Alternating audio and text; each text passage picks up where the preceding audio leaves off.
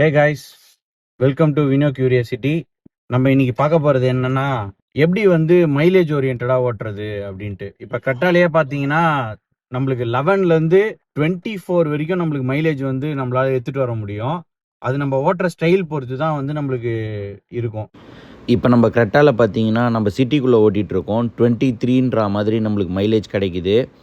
So நீங்கள் அது next பார்த்தீங்கன்னா ஹைவேல பார்த்தீங்கன்னா 24.5 வரைக்கும் நம்ம எடுத்துகிட்டு வந்திருக்கோம். இதை வந்து நம்ம எப்படி எடுத்துகிட்டு வர்றது அப்படின்றத தான் இந்த வீடியோக்குள்ளே பார்க்க போகிறோம். ஸோ இந்த வீடியோக்குள்ளே போகலாம் வாங்க.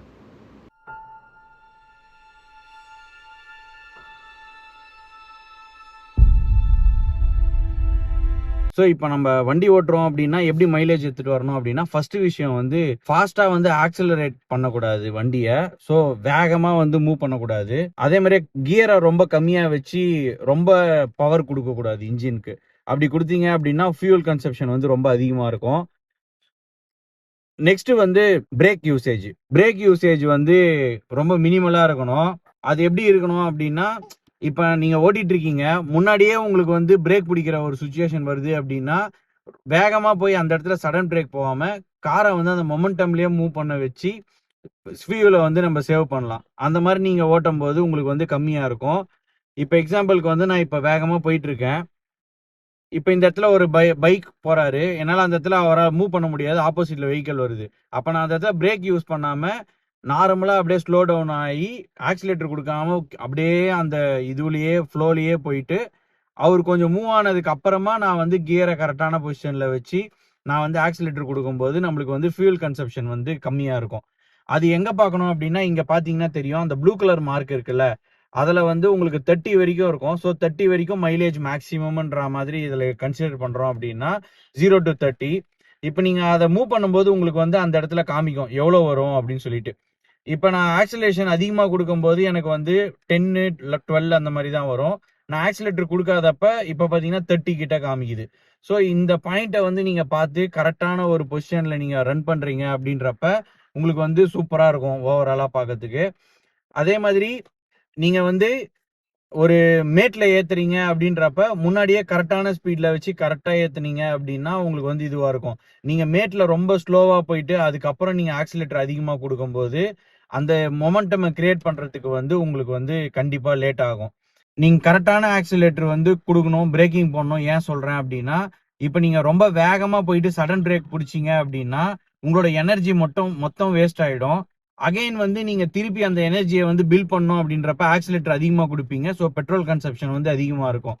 ஸோ அந்த மாதிரி இல்லாமல் நீங்க வந்து பிரேக் பிடிக்கிற ஒரு சுச்சுவேஷன் வருது அப்படின்னா முன்னாடியே ப்ரிடிக்ட் பண்ணி கொஞ்சம் முன்னாடியே வந்து ஆக்சிலேட்டர் கொடுக்கறது ஸ்டாப் பண்ணிட்டு அந்த ஃப்ளோவில் அங்கே போய் கரெக்டாக நிற்கிற மாதிரி நீங்கள் மெயின்டைன் பண்ணும்போது உங்களுக்கு வந்து நல்ல மைலேஜ் கிடைக்கும் கண்டிப்பாக.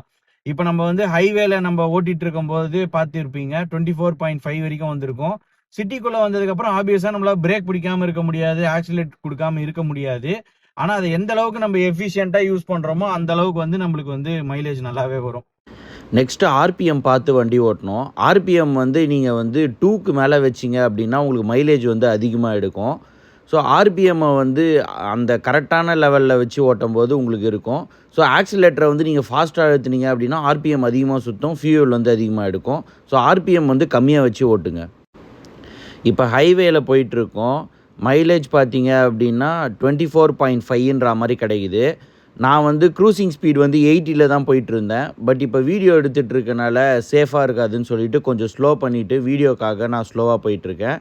ஸோ ஆர்பிஎம்மே பார்த்தீங்கன்னா ஒரு 1800க்குள்ளே நீங்கள் மெயின்டைன் பண்ணுறீங்க, 1500ல் மெயின்டைன் பண்ணுறீங்க அப்படின்றப்ப மைலேஜ் உங்களுக்கு நல்லாவே கிடைக்கும் ஓவராலாக பார்க்கும்போது. அடுத்த விஷயம் வந்து நீங்கள் லக்கேஜ் வந்து எவ்வளோக்கு எவ்வளோ அதிகமாக வைக்கிறீங்க, காரில் எவ்வளோ வெயிட் ஏற்றுறீங்களோ அதுக்கேற்ற மாதிரி மைலேஜும் உங்களுக்கு கம்மியாகும். ஸோ தேவையில்லாத பேக்ஸு இந்த மாதிரி இருக்குது அப்படின்னா அதை ரெகுலராக காரில் வச்சுட்டு சுற்றாமல் கம்மியாக வச்சு சுற்றுறதுக்கு பிளான் பண்ணுங்கள்.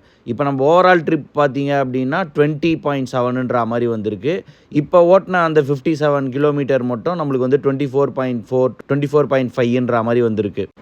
அடுத்து டயர் ப்ரெஷர் வந்து கரெக்டான லெவலில் வைங்க. நம்மளோட டிரைவர் சைடில் கொடுத்துருப்பாங்க.